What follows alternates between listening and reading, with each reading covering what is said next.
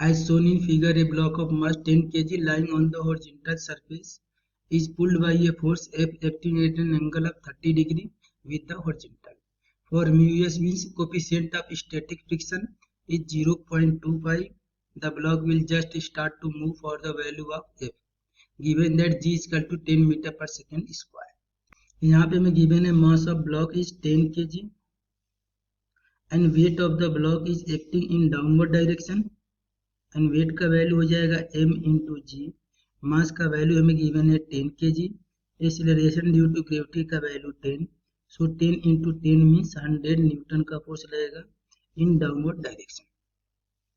Block पे लगेगा normal reaction Rn in vertical upward direction. यहाँ पे फोर्स लग रहा है at an angle of 30 degree with the horizontal. So force को हम दो कंपोनेंट में रिजॉल्व कर लेंगे. हॉरिजॉन्टल कंपोनेंट हो जाएगा F cos 30 डिग्री और वर्टिकल कंपोनेंट हो जाएगा F sin 30 डिग्री. ब्लॉक के मूव करने की टेंडेंसी राइटवर्ड है. सो ब्लॉक पे लगेगा leftward force which is known as frictional force and frictional force होता है F equal to mu s into R N, where Rn is equal to normal reaction. यहाँ पे हम फोर्स को balance करेंगे तो वर्टिकल डायरेक्शन में ब्लॉक का मूवमेंट नहीं हो रहा है. देन वर्टिकल डायरेक्शन में फोर्स बैलेंस होना चाहिए. So force in vertical direction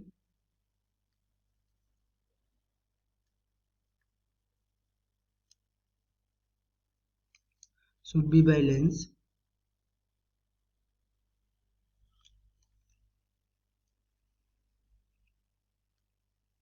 then vertical direction में फोर्स लग रहा है normal reaction Rn plus F sin 30 degree.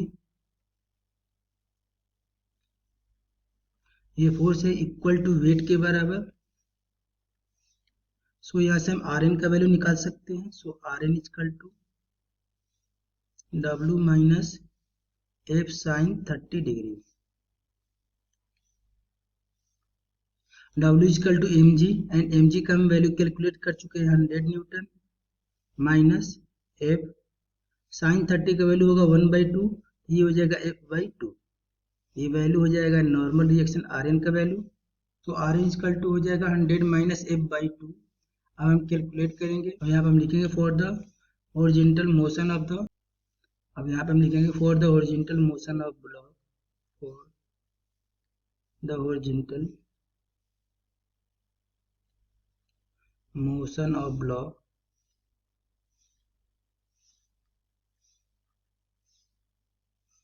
Block के हॉरिजॉन्टल मोशन के लिए F cos theta will be equal to frictional force. Force must be equal to F cos 30 degree and frictional force का value है mu into Rn and mu का value given है 0.25. तो 0.25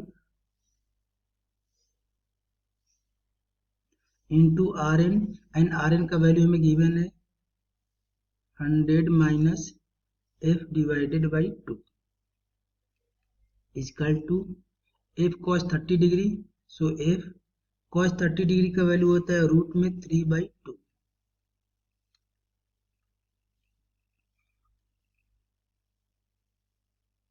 तो यहाँ से 0.25 का यदि 100 में मल्टीप्लाई करेंगे तो ये हो जाएगा 25 minus 0.25 F divided by 2 equal to F root 3 divided by 2.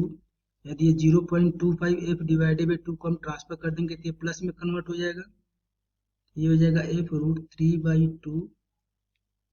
इधर जाएगा तो प्लस हो जाएगा तो plus 0.25 F divided by 2 equal to 25.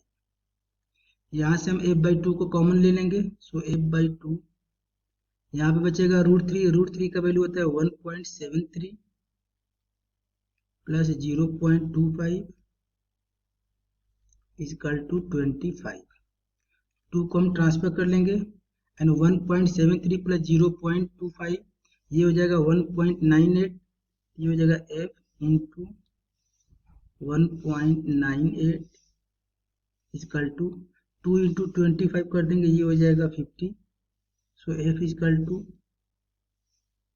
50 divided by 1.9, ये 8 है, 1.98,